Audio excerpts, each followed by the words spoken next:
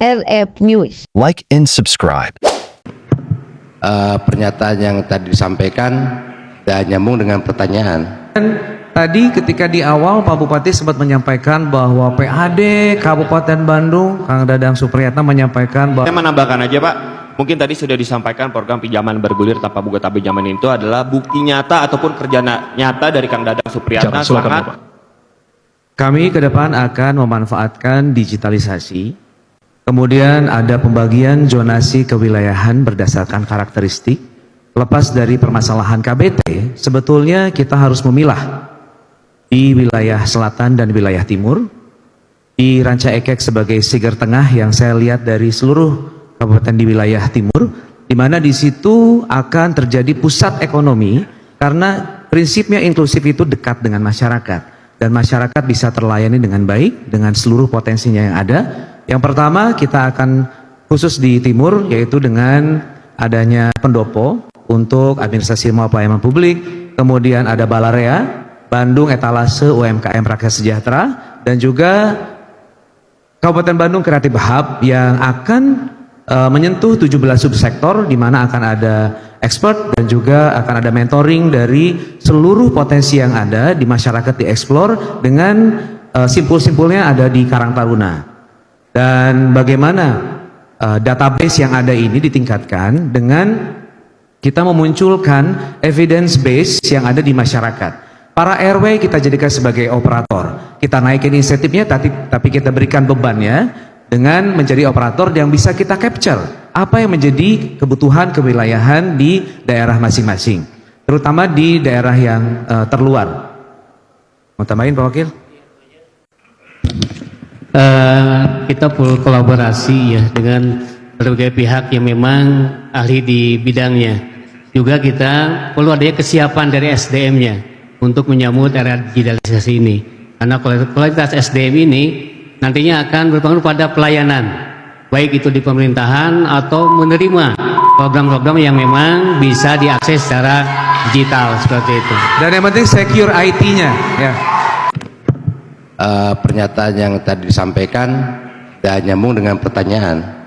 Kenapa? Karena itu kan mengenai ekonomi digital inklusif yang tentunya menurut hemat kami bahwa lebih cenderung kepada pemberian atau peningkatan SDM, karena kita memberikan pelatihan pada para pelaku usaha yang ada di Kabupaten Bandung dengan melek digital, maka itu akan bisa menjawab tantangan global dan internasional. Terima kasih.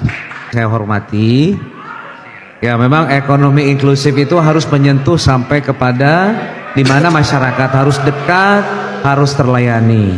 Kemudian tadi ketika di awal Pak Bupati sempat menyampaikan bahwa PAD Kabupaten Bandung, Kang Dadang Supriyatna menyampaikan bahwa 1,5 triliun. Di mana di situ ada unsur biaya lain-lain, pendapatan lain-lain, di antaranya dari BLUD sekitar 400 miliar. Jadi sebetulnya yang realnya itu yang mana ya? Ini menunjukkan ketika pendapatan terus berkurang, biaya terus bertambah, berarti kemandirian fiskal Kabupaten Bandung itu kurang sebetulnya. Nah, kalau antara fakta dengan data ini tidak sesuai, apakah ini bisa dinamakan sebagai kebohongan publik, Pak Bupati?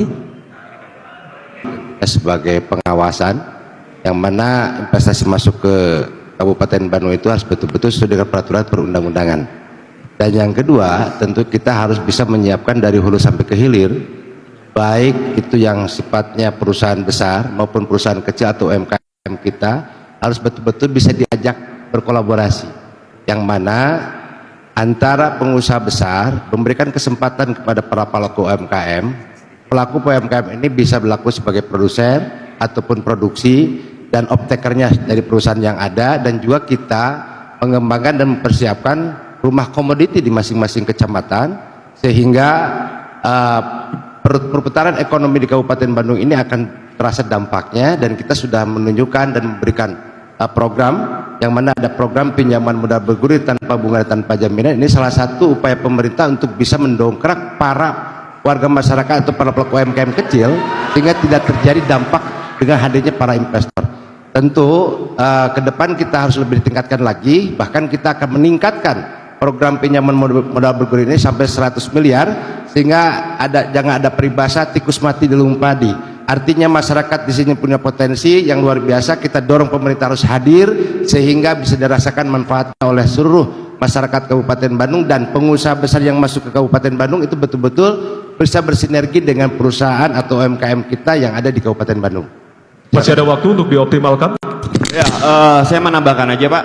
Mungkin tadi sudah disampaikan program pinjaman bergulir tanpa bunga pinjaman itu adalah bukti nyata ataupun kerja nyata dari Kang Dadang Supriyatna sangat memperhatikan anak muda menjadi wirausaha. Apalagi ntar insya Allah kedepannya kita akan mencetak 50.000 wirausaha. Terima kasih. Waktu Anda habis.